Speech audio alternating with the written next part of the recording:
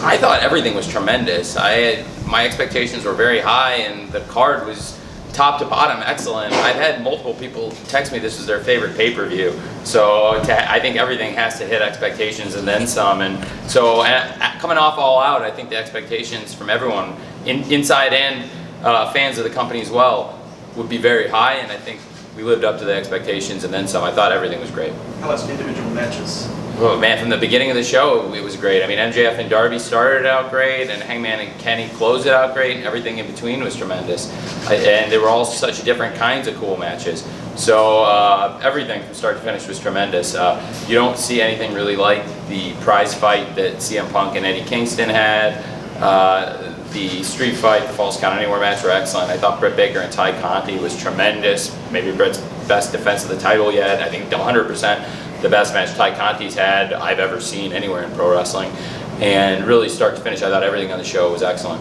All the matches, you know, the tag match, I loved Cody and Pac versus Andrade Malachi, I loved FTR versus the Lucha Brothers, and really the whole show top to bottom was excellent. Bryan Danielson and Miro was excellent. I think it was one of the best matches of Miro's career and Bryan Danielson's excellent career. Another great pay-per-view match, and sets up a huge match between Hangman and Bryan Danielson. It wasn't a wrestling match, but I thought it was a very cool surprise for Jay Lethal to come on the scene and get the reaction he did and challenge Sammy for the TNT title, which is a huge match on Wednesday. I think people are really excited to see. So top to bottom, the show was excellent. I thought all the wrestling delivered, and I was very, very happy with it. Thank you. Tony, congratulations on such a huge night. Thanks. Great show. So as Full Gear approached, we saw the attention put onto guys like CM Punk and Eddie Kingston who have traveled the world and who had a great match tonight. So why and how do you think AEW has become a place to give those guys a platform to have a great match and also to tell a story that fans are emotionally invested in? I think it's been that from day one. I mean, from our first show, Double or Nothing in 2019, it's been a platform for wrestlers to come in and have great wrestling matches. Cody versus Dustin, and Young Bucks versus Lucha Brothers, and Kenny Omega versus Chris Jericho. Our first show, there was really great wrestling across the card, and I think we've had that on all of our pay-per-view shows, and tonight was another great one. So we've been a platform for wrestlers to come in and have great wrestling matches from the beginning. Eddie Kingston came into the company last year and has had a lot of great matches, and CM Punk has only been in the company a few months and has already had several great wrestling matches. And tonight was a fight, like we said on commentary. He's out-wrestled his opponents. He's had a bunch of great wrestling matches against a variety of opponents, including Darby Allin and Bobby Fish, Daniel Garcia, a number of other great wrestling matches, but definitely this was the first real bloody fight he's been in, and it was a great fight. And both of them have, I believe, found a great home here in AEW. And a lot of people have found a great home here, and even Jay Lethal, who just has gotten here tonight, is already feeling at home. So. Thank you. Tony, it's quite a juxtaposition. The last time we got to talk to you, it was all about bringing in people from another company and making them big-time stars. Whereas tonight, you're building a homegrown star. You have that culmination. Sure. How do you manage as a booker going from one extreme to the other like that? How fulfilling of a culmination was it for you to see your guy? I do think it was a mix of things, because our last pay-per-view, I still think a lot of it was about the homegrown stars in that moment, and at the end of the show was a mix of homegrown stars and new stars coming in, because even though at the end of the show, yeah, you had Kenny Omega and the Young Bucks out there with Adam Cole, who is an established star in pro wrestling. He has a long history with them, it made sense, but really that segment elevated Jungle Boy, and again we saw the elevation of Jungle Boy that's been happening in recent months, going back to Double or Nothing. But even tonight, on the flip side, tonight also was about stars coming in a new month, with Jay Lethal arriving on the scene, and I think a star from another company that had just arrived tonight. And also, so I think it's a mix of things, and if that last show was maybe more of one thing than the other, but still a balance, I think maybe there was more of, seeing those wrestlers and less focus on new people in some ways, but then probably when you didn't think there were going to be any new people coming in tonight, Jay Lethal came in right before the main event, challenged Sammy coming off of the great street fight, and I thought that Dan Lambert and of course the UFC fighters were tremendous. Andrei Arlovsky and Junior Dos Santos really, I think, took a lot of people by surprise with his athleticism and that moonsault he did. I think I like to do both, and sometimes you do more one than the other, so it's a mix of the things. That's a great question. Tony, Hangman Page was the first person to come out at that first press conference and say, I want to be AEW Champion. And a lot of people thought maybe he would be. Was there ever any consideration given to that? Who did you, in your mind, when you launched AEW, were you like, first AEW Champion?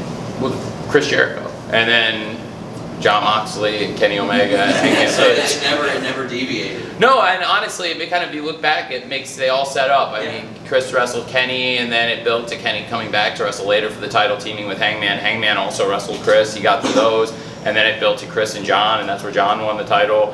And while that was happening, Kenny and Hangman had their partnership, their story, and John made all those great defenses through the pandemic and was such a great pandemic champion. And then last winter, we did Kenny versus Hangman at this event last year, which was a very different thing. It wasn't in this great arena with over 10,000 fans packed in this awesome arena. We were in a great venue in Daly's Place, and it felt like a big pay-per-view. I don't know if anybody was in Jacksonville for Full Gear last year, but that was a great show too. And yeah, there were only 1,300 people socially distanced, but when the Young Bucks won the World Tag title, when Darby won the TNT title, they were real pops, and the fans in Jacksonville helped us get to this point where this meant something tonight. And last year, Kenny and Hangman had that great match in the Eliminator final, and then we came full circle to this, and I think it all made sense. Kenny won the title and had an amazing reign. He was very close to 1 year as champion, and there was a question, is Kenny going to make it to 1 year as champion, or is Hangman going to be crowned tonight? And the people clearly wanted to see Hangman be crowned, but when Bryan Danielson won the Eliminator tournament, you had to ask yourself, are Kenny and Bryan Danielson going to wrestle again? I know everybody was thinking it in the back of their head, there has to be a chance. So you're setting up these pieces consciously, obviously, right? Yeah, and even when Bryan Danielson won, I knew it was going to make you all think. Wait a second. And it clearly did from the reaction of getting in the room. Nobody's saying it didn't. So, okay, that's good. That makes me feel better. So yeah, then these things were all pretty well thought out in advance. So yeah, the first four, I would have told you along, would be Chris Jericho, John Moxley, Kenny Omega, and Hangman Page a few years ago. This is directly related, but do you have a fifth and a sixth? I don't want to say that. But a lot of things have changed since then. But I mean, these guys have been here from the very beginning, from the first show. These are four people that have been in the mix for that title in AEW, and arguably the four top people in the company in that time. So it's now there are new faces, but we'll see what's happening. I do think right now the important thing is to focus on. It's been a long time for Hangman to chase his title, and I think there's no rest for the weary. Like he said, you should enjoy it tonight, but then he's got the biggest test you could put in front of any pro wrestler in Bryan Danielson coming up. So, and we know Bryan Danielson loves to wrestle, so I'm really looking forward to that. Cody got booed again tonight, and he's sort of the only performer that fans don't react the way it's drawn up. Have you thought about simplifying things, back to basics? What do you think the solution is? Well, people are definitely reacting in his matches, and I don't think, the most important thing is people are very engaged, and I don't think it's stopped him from having great matches that people care about. His matches and segments have done great ratings, so it is another one of those things like I spoke about earlier. A lot of conventions I think have changed recently. People had asked me about some of the matches which are not traditional, like CM Punk versus Eddie Kingston, two people who fans really like, right? Two baby faces, you could say. Bryan Danielson and Eddie Kingston, similar, great fight, arguably one of the best matches of the year. I think a number of intelligent wrestling people think that was the best wrestling match of the year. Certainly the best wrestling match on television, I think a lot of people have thought. But that's very debatable too. There's been a lot of great stuff on TV this year, and a lot of people who would take a argument with that, but it's one of the best matches. It's certainly in Rampage, one of the best matches in the short history of that show. And then CM Punk and Darby Allin is a great match. Bryan Danielson had a great match with Dustin Rhodes. So there's all kinds of different reactions and ways to get people into a wrestling match. But one thing that I think is telling is his segments have done good ratings, and people still take him very seriously in the mix. It's not like when he's in there in a big match, people think he shouldn't be in them with the quality. So he's still a very big star. I don't see it like that, and I also think to be honest, some of it comes from who's out there, because in that situation, like he's out there with people that get big reactions and are cool deals. So there's a consciousness to me that a lot of times there's a lot of Malachi Black fans, there's a lot of Andrade El Idolo fans, so it's not that unusual to me. And you see it, and I think there were other matches, not just tonight, but other times where we've seen the fans make an interesting choice or not sure how the fans were going to side in a match. But no, I think the way we're doing is pretty good. Did did the mixed reaction that he gets factor in how you mapped out the finish to that tag match?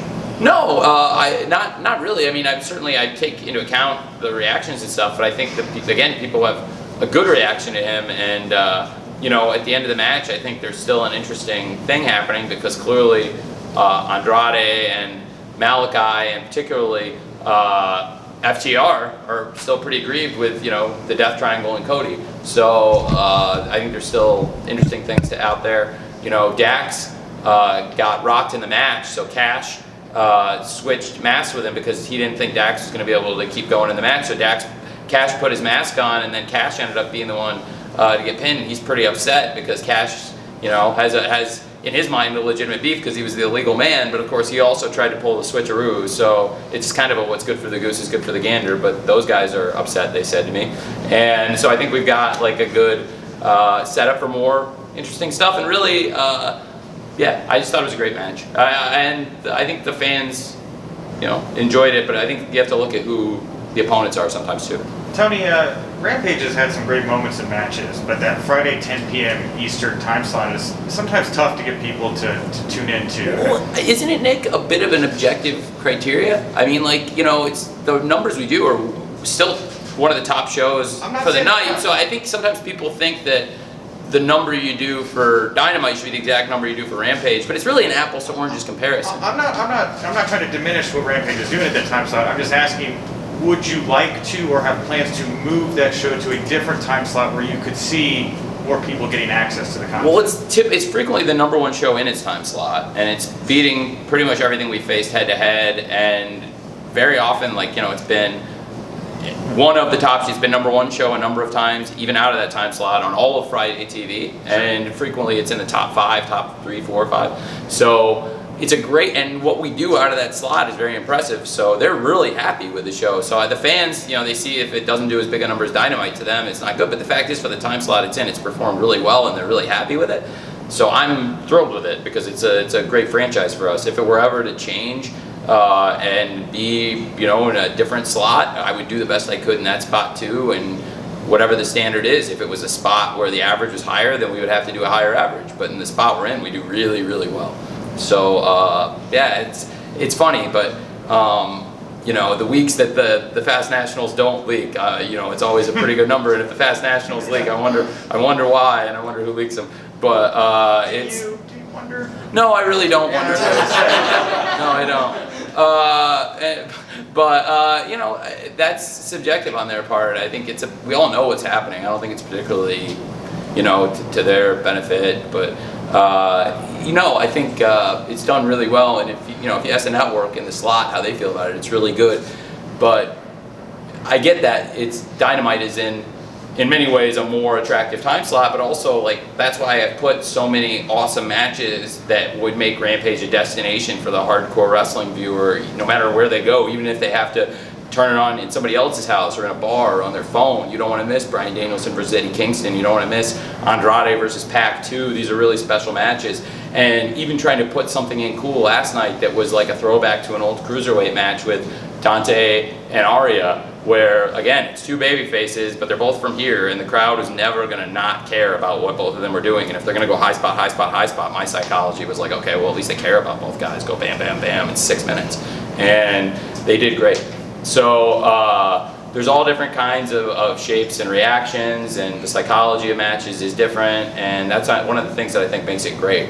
But so I definitely think it's cool, having wrestling on a Friday night, even if that's not the easiest time to draw viewers. There's something to it. A lot of us grew up on that, and it's a great block. And if you're a wrestling fan who wants to watch everything, there's a lot of great wrestling on Friday night sometimes. So sure. So no plans to change the time? No. I think I really. I think it's our time. And we're going forward. Obviously, everybody knows Dynamite next year is going to move to TBS after January, but Rampage is staying on TNT, and as far as I know, that's a slot. Plus, Battle of the Belts is coming in January too. So even though Dynamite's moving to TBS, we'll actually have another show coming to TNT. So it's exciting.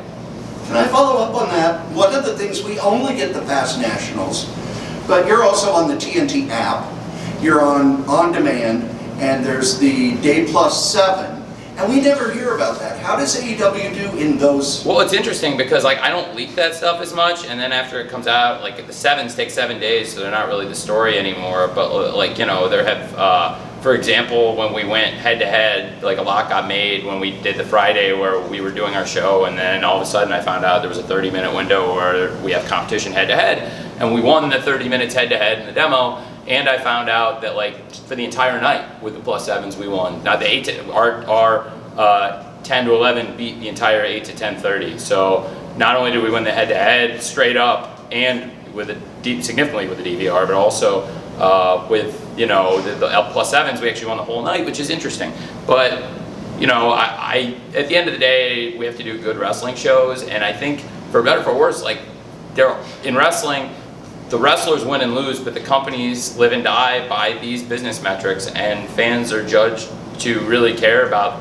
Fans are taught to judge them and really care about them, and I think it does matter. It's mattered since I was young, and the ratings have never been more important in many ways. But the most important thing for the fans, I think, is to know that we're doing really, really, really well.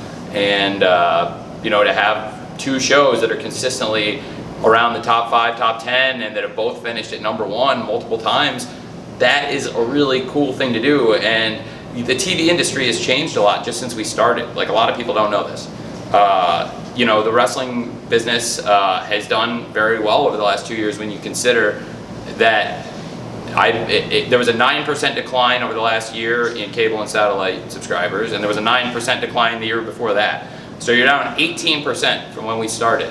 So bear in mind all the numbers you're looking at over the last couple of years since AEW started for everybody. All the numbers are 18% less people in the world. So judge against that curve, and I think that's an important thing people don't talk about very much. But it's also pretty cool that Dynamite in that time has held up so well and has actually had growth. And while the universe has declined 18% on cable, and I think a lot of that speaks to how a lot of the wrestlers that have been here from the beginning, whether it is Hangman Page in the last match of the card beating Kenny Omega, or whether it's MJF and Darby Allin in the first match, or everything in between. So the people that have been here from the beginning, and then the new stars that have come in that time, CM Punk and Eddie Kingston, Bryan Danielson and Miro, and so many great examples. We've gotten so much stronger as a company. Britt Baker, since that company started, the single most improved wrestler in the world, and the world champion wrestling, the #1 contender. Ty Conti, who to me is also one of the most improved wrestlers, and that had to be the best match she's ever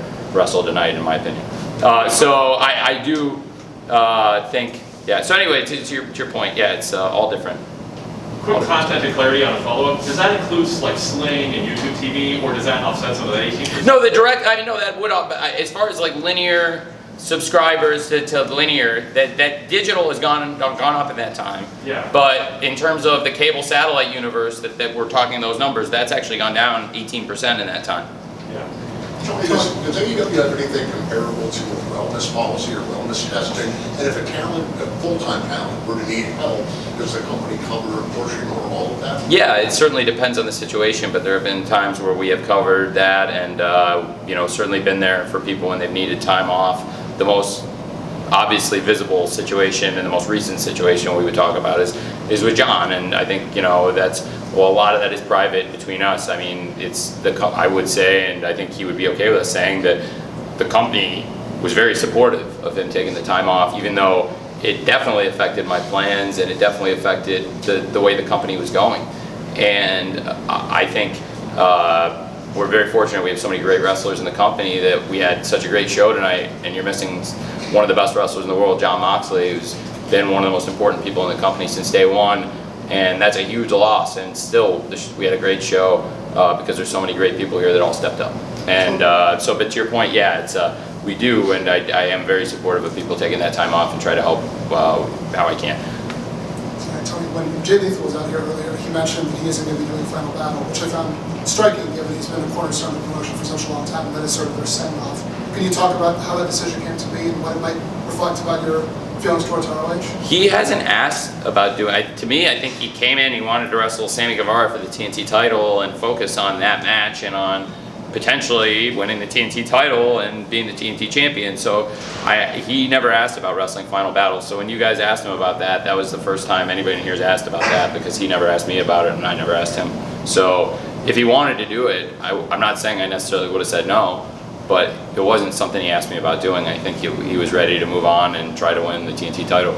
Tony, any plans on coming to Canada in 2022? And if so, which city you would like to run first? I would love to come to Canada. There are a number of great cities all across Canada. There's so many great wrestling cities in Canada.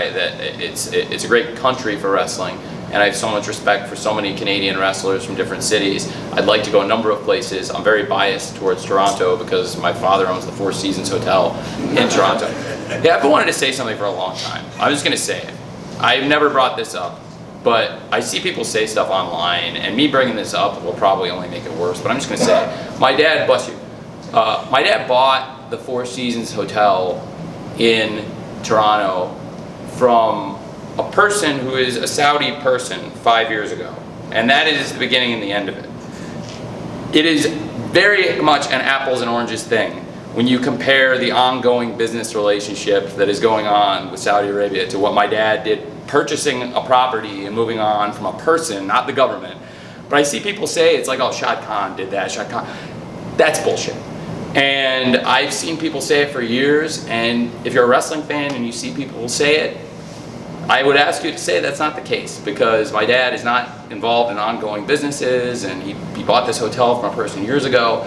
Very different thing from what's going on in that part of the world. And for years I've wanted to mention this, and since I brought up Canada, I just thought it would be a relevant thing to say. I love Toronto, and the Four Seasons Hotel is one of the most beautiful hotels in the world, and my dad made a great investment there, and I love the city very much, and it's also one of the great wrestling cities. I went there on spring break in college. I drove up to see The Rock wrestle Hulk Hogan. And when Phil was sitting right here tonight, excuse me, Mr. Punk was sitting here tonight, and talking about feeling it in the moment, like I felt something in the moment too, because I remembered being in Toronto, and I was the only person cheering for The Rock. There were 70,000 people there. And my friend looked over at me like, what are you doing? And I looked at him and like, somebody has to. And that's how I felt about the Punk people tonight. They loved him so much, but there were way more Punk people tonight than there were Rock people in Toronto. Way more, and I was in both buildings. And so I know, I've seen what it's like when somebody makes that choice in the building, because Rock made a choice that I think everybody here knows the choice he made in the building that night and where he ended up. And he had no self-consciousness and he had no ego about it, and he did the right thing, and he made that a great match and did all the right things, and I think Mr. Punk did all the right things tonight to make this a great match tonight too. So I have a lot of great things to say about Toronto in particular, but there's a lot of great cities in Canada, so I didn't want to limit it to that one, but I thought I'd bring that up. Tony, a bit of a similar question, but since travel's opened up a lot more, like I'm here for instance, any more headway on Craven Cottage show in the UK, especially with it looking like WWE are going to run a stadium show there next year? Yeah, I would love to go to Craven Cottage, and international travel, things are trending really great, and the way things are trending, I would say that there's a good chance. I love, things are going really great at Fulham right now.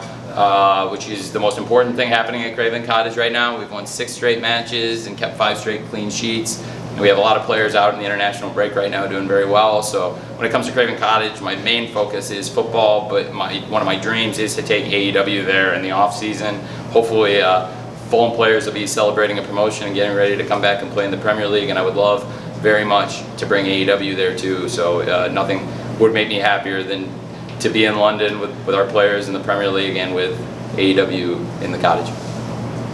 Tony, I asked a little earlier about a relationship with Warner. Will you be doing more teaming up with them like you did in the beginning with DC Comics and things like that? I would like to. Thank you, by the way, because I know you asked that question, and we had one, and thanks for waiting. So I really appreciate that. Yeah, I would like to do more things like that with DC Comics, and I do think there's a good chance. We've got a number of synergies with Warner, and as the company grows and we bring in more stars and develop more young stars, both, they're having interest in both a lot of the young wrestlers and a lot of the big stars, and different properties and different things we can do, both on TV, and I think there will be some things with DC happening, hopefully with the comic books, I hope, but also I think hopefully with on-screen content. So a lot of good things happening there. Thank you. No, you're welcome. Thanks for holding that. Sorry, I'm glad you brought it up again. Tony, is there anything about the crowd reactions tonight for the matches and the ebb and flow of the show that made you second guess any decision in terms of the order of the matches? And did any crowd reactions surprise you, good or bad tonight? No, I mean, I was curious how Punk and Eddie was going to go, but it went pretty much like I expected. I knew there was going to be some Eddie cheers, and I think it was kind of a Rock Hogan situation, but I was really, like I said, it wasn't like I was, it wasn't like the person cheering for CM Punk was me in the Sky Dome. There were a lot of people cheering for CM Punk. It wasn't like the one person who felt like they had to support their guy. I was curious about that one, but no, I mean, nothing else really surprised me. The fans were into everything. I mean, let me ask you, did you think? I mean, you can be honest. I thought that I really liked the match order. I felt really strongly about it. Did you not like it? No, I thought it worked. Great. Okay, good. No, then I'm good. You scared me. I'm glad you liked it. I thought it was a good shot. I think you could have scrambled them and it still would have worked. I don't think it was. To me, it was not an obvious match order night because I didn't think there was an obvious number 2 match. It felt like there was an ensemble of matches that could have been featured at any time. Yeah, I mean, Kenny and Hangman, I think Kenny versus Hangman, it's a great way to put it. Kenny versus Hangman, I think, is the one match that had to go at the end, and then everything else, you're totally right, you could have debated. I think it was wise to put some time between the Street Fight and False Count Anywhere, but also they were very different matches. They were very different kinds of matches, and I thought they were both really, really strong, but very different. And other than that, no, I really loved the way the card set up. I thought MJF and Darby had a perfect opener, just really perfect.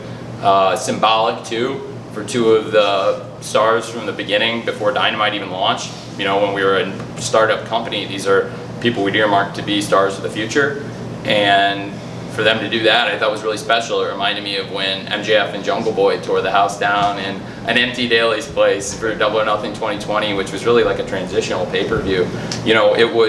It was weird doing the shows in Daly's place because it was almost like pivoting to more like a territory for a while because the setup of the show is still like, I tried to keep the show in the ring and in the arena, but I mean, I tried to think of it more like a studio wrestling show in big space. And now being back in the arena and having the fans back, their reactions are so important. They made the show that much better, and I thought they were great tonight. So the reactions I thought were great top to bottom. So you scared me for a second. I thought there was something you didn't like. No, I'm glad. Okay, good. I feel better. Well, good. I loved it. I thought it was great. Tony, can you give us an update about Jon Moxley? Have you spoken with him? I have not. No, I'm talking to Renee. He's just mostly talking to Renee while he's in the treatment facility, but he's doing well. And Renee has said, I talk to Renee a few times a week, and she said he's doing better all the time. Feels better and sounds better, and that makes me so happy.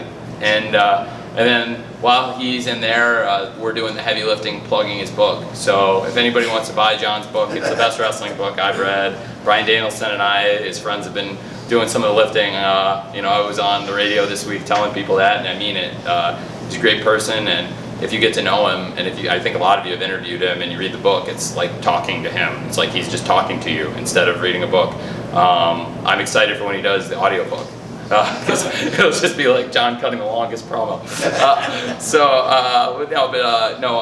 He's doing well as talking to Renee a few days ago. Tony, in terms of the fact we're 2 months away from really starting this new year, so 2022, what are some goals on the business side, on the creative side for you, for AEW as a whole, something that you would like to see accomplished, maybe by the end of next year? Well, first of all, I'm really excited about establishing the TBS Championship. I'm really excited about it. The quarterfinals are coming up now, and we had a great match in the buy-in where we got to look at 2 of the quarterfinal matches with Jamie Hayter against Thunder Rosa and Hikaru Shida versus Nyla Rose.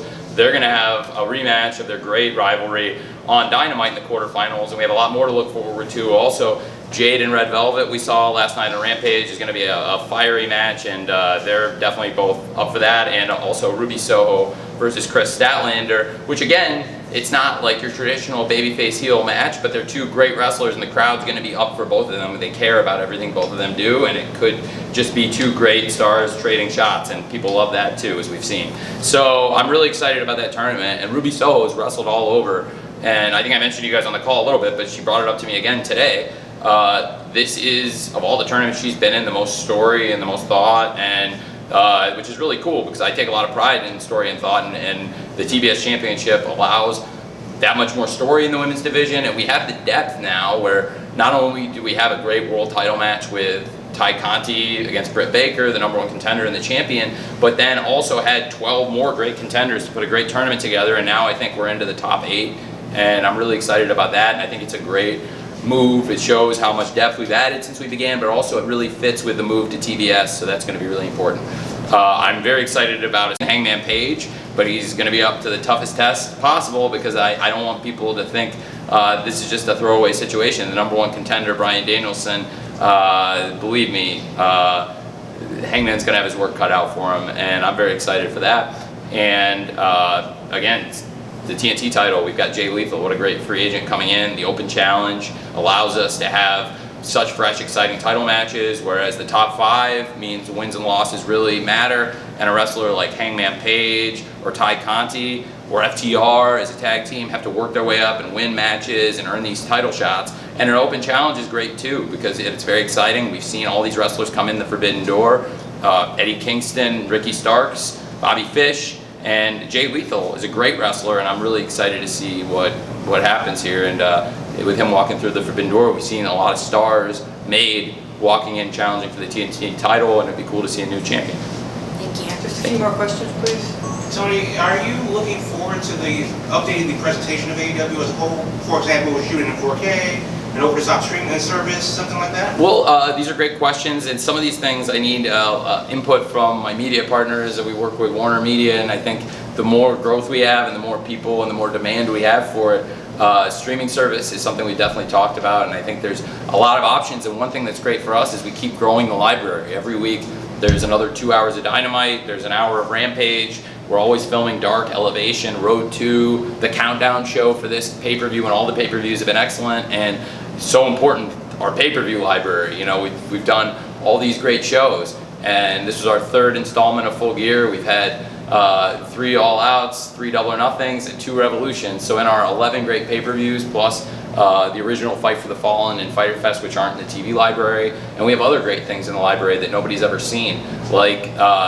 the House Always Wins show we did in Jacksonville last spring, which was like a lot of fans walked out and they said that was a pay-per-view. You did a pay-per-view, and nobody kept it under wraps. And I told the fans that night, this is like when I was a kid. You're all going to like it's like the ECW arena, and it's not going to be on VHS tape like the tapes I used to trade for. But you would go to the show and nobody would see it for a long time, and then eventually it would come out on tape and all the hardcore fans would see it, but only the people that were in the arena would see it for a while. I think that's what it will be with The House Always Wins. And then also I put a lot of thought into the Jericho Cruise matches this year. Somebody had a question about this on Twitter. I forgot to answer them, so hopefully this will answer their question. The Jericho matches this year, I put a lot of thought into booking the Jericho Cruise matches so they are canon. So all the Jericho Cruise matches this year are in the win, it's intentional, they're all in the win-loss records, and those shows we taped, so they're in the tape library also, and there's a lot of great wrestling this year on the Jericho Cruise that when we get a service someday where people can watch the streaming videos, that'll have a couple cool videos they've never seen before. Tell me, how was Lance Archer doing? I don't know. He was here. He's here. Thanks for asking. Yeah, he's good. He is good, and thankfully, you know, he came out of it good. It was a neck injury, not a head injury, so he cleared all the impact testing, concussion, all the stuff, and over the last several weeks, they've determined he twisted his neck, I think. But he's good. Timetable on return? I'm not exactly sure. I don't want to really rush it. We have so many great stars, and Lance is a really important wrestler for us, and he's done so many great things this year, like winning the IWGP US title in the Texas Death Match in his home state over Jon Moxley. It was a great match, and he also had a great match in New Japan with Tanahashi. I'm a little surprised, speaking of New Japan, you guys haven't really asked me about New Japan yet, but I'm betting now one of you might. But now, you know, Lance has done so many great things. So no, I don't have an exact date, but I don't see any point rushing it really, because with the neck injury, you don't want to rush it. So, but he's been here today and recently with docs checking up on him, and he's doing great. He's in great spirits, and he's had a great 2021. Are you allowed to tell us any more about the Owen now? The Full Gear has happened. I would like to say a little bit more about the Owen. I feel like it would serve me well as a promoter to push it to TV because I want to give it maximum coverage when most people see it, and it may not be the format everybody expects, but I'm really excited for people to learn more about the Owen. Final question? If there's anybody, or is there anybody who hasn't gotten any yet? All right, you have not at all. And if there's anybody else, I don't want to make sure I answered everybody's questions, so please. Okay, so this is kind of backtracking a bit, but earlier you were talking about how THANZI had like her best match that you have seen. Clearly the fans are behind her as well. She had a great reaction tonight. What can we expect to see from her in the future? Well, I think she's somebody who would be in line. She's got a great win-loss record. I can tell you, as the person who decides on the top 5, going through the stats and the records every week, she's definitely going to continue being in the top 5. And she could definitely work her way up and get another shot. Look at Britt. There's something Britt said about her that I think is really apt, which is she said she reminds me so much of me a year or 2 ago, where she's got so much potential and she keeps getting better and better and the people believe in her more and more, but she never wins the big match. And that was Britt. And honestly, it was Sammy too. And it was Jungle Boy for a long time too. And there's a pattern there. And it was Darby for a long time. And then they started winning the big match. And then, now all of a sudden they've been in a lot of the biggest matches and gotten on bigger and bigger stages. So I think as she keeps getting better and better, the stages will stay big, because tonight was about the biggest stage you can get on, but I think she's going to keep growing into the stage, and I really believe in Ty Conti. She's really important wrestler for the future. Thank you for asking that. Okay, so is there anybody who didn't get to ask anything or any last questions? Because I don't want to leave anybody without answer. Certainly ask you about New Japan. Okay. Very, very excited about anything you do with them.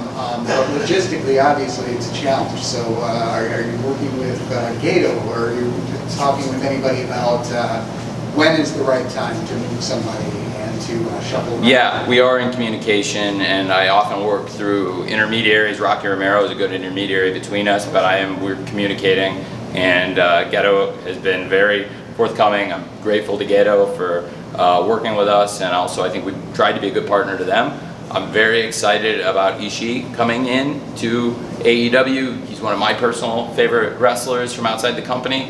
I thought his match with Jon Moxley in 2019 was my favorite non-AEW match of the year. That match they had in New Japan was excellent in the G1, and I think that's such a great choice by Orange Cassidy. When I came out at the end of last night, I think I wanted people to know that there might be more to this, and that there could be potential for another chapter in this when things ended the way they did, and it ended up being such a nice moment with Orange bringing in little OC into the ring, which was a nice moment, but also good to foreshadow that Orange Cassidy, being a member of Chaos, has other benefits. He can bring in such a great mystery partner like Ishii, and we're very fortunate he was in the country and wanted to come wrestle the Butcher and the Blade. And then speaking of the Butcher and the Blade was everywhere with the brass knuckles, knocking people out, getting the heat last night.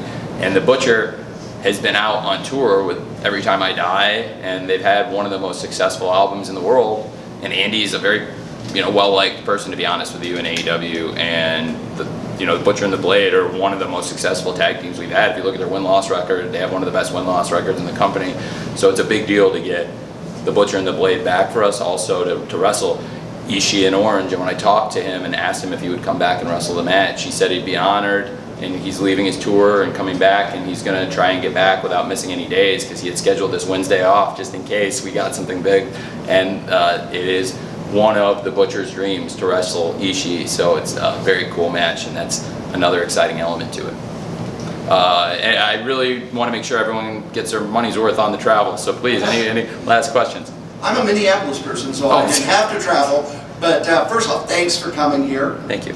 Second, Minneapolis question, what's been your favorite things about the city and Minnesota in general? Well, I'll tell you a story about life, a couple things, before I came here. The best experience I had and the worst experience I ever had here were right in the hotel I'm staying in here. So like in Minneapolis, I've had great experiences in this area. We were in the AFC Championship game, and we came really close, the Jaguars in 2017, early 2018 playoffs, to go into the Super Bowl in February 2018, and the game was here. And I still have my notes from the Eagles-Patriots Super Bowl. I took very intricate notes. We're sorry about it being 30 below, but it was it was great. It was very cold outside, but it was great in the stadium with the roof closed, and I have a lot of memories of being here. But it was really hard because the Jaguars had a very good chance to be in the game and had the call gone our way when Miles Jack wasn't down and ran it back, then we would have been in the game, I think. And so that was really hard going through that, but to sit down and strap down and take notes through the game, and that was surreal to be here for that. But then later that year I came back. One of my really good friends is Daniel Adler, the assistant GM of the Minnesota Twins, and he used to work under me. And he's been up for GM jobs in baseball, and he works here in Minneapolis, and he was backstage with friends. And I went to his wedding in August of 2018, and I was right across the street here again, not long later, in the same place. And I was with him and his family, and they are all Harvard educated, brilliant people. And I was telling them about my idea about just over 3 years ago for AEW. And they thought I was crazy. They thought I was crazy. They looked at me like I was gonna flush a bunch of money down the toilet, and they would be the first now to admit it, just like my dad. So it's very gratifying to come back to Minneapolis and have Daniel backstage with the folks from the Twins, and to have him remind me of that 3 years ago was very cool. And then I went to the Mall of America and watched Tiger Woods and Brooke Koepka, and I called Chris Jericho on the phone and talked to him about coming into AEW that same day in August. And so I have a lot of great memories of Minneapolis. And it's also one of the great wrestling cities, and I thought for Baron Von Raschke, for me as a wrestling fan, and for Chris Jericho as somebody who just loves wrestling deep down so much, and Chris is a huge AWA fan too, it's a great moment. And that was Chris's idea, and it was such a cool idea. So when he brought it up in the spirit of tonight, paying homage to so many great legends, including the late great Eddie Guerrero, it just felt right, tonight. So I have a lot of great memories of this city. And I was glad we're here. I'd love to come back, and when we had the opportunity to come to the Target Center, it was a great opportunity for us, and I'm very, very glad the city supported us so great with the show tonight. Anything else? Is there something that you look for in a city when you're planning tours? And selfishly, when are you coming back to Washington, D.C.? We're going to come back to Washington, D.C. We're coming back not long. You're gonna find out soon. We're gonna come back. I can't wait to come back to DC. That's where we had the first ever Wednesday Night Dynamite, and I'm excited to come back to DC. And when we're going through, Raphael and I are looking, and we're trying to run a cost-effective tour, but also most importantly, hit great cities where we're gonna service the fans, where we have a great chance to do a really strong house. It's great to be back on the road. A lot of the shows we've done, honestly, since we went back on the road in July, are the shows we had scheduled before the pandemic. I think I said this on the media call, so I apologize for duplicating, but April of 2020 was supposed to be St. Louis, Milwaukee, Boston, Philly, Houston. Those are all shows we've done in the past several weeks, like in the last 2 months we've done all those. So we're still making up shows from before the pandemic, so that we had a great calendar, and we're still kind of working through it, and now we're adding dates back in. DC is a great example of a city we're going to go to a second time, and there's a lot of great cities we've never been to that we're really excited to go to. So a lot of factors go into it, but most importantly, I think it's servicing the fans while also running cost effective and not going, cross country every few days and running the crew ragged and unnecessarily spending money. It feels like I've gotten to almost everyone in here, but if there's any, speak now or forever hold your peace, guys. All right, great. Well, I really appreciate it. Thanks for coming. Thank you. Thank you. This was great. Thank you, guys. I hope to see you all again at Revolution. There's a little bit of a gap before Revolution, so hopefully I'll see some of you between now and then for individual stuff. But it always really means a lot when you come to the pay-per-view, and when you stay this late, it's even cooler. So thank you. Want to tell us where we should be booking our trip for? It will be a short trip for some of you.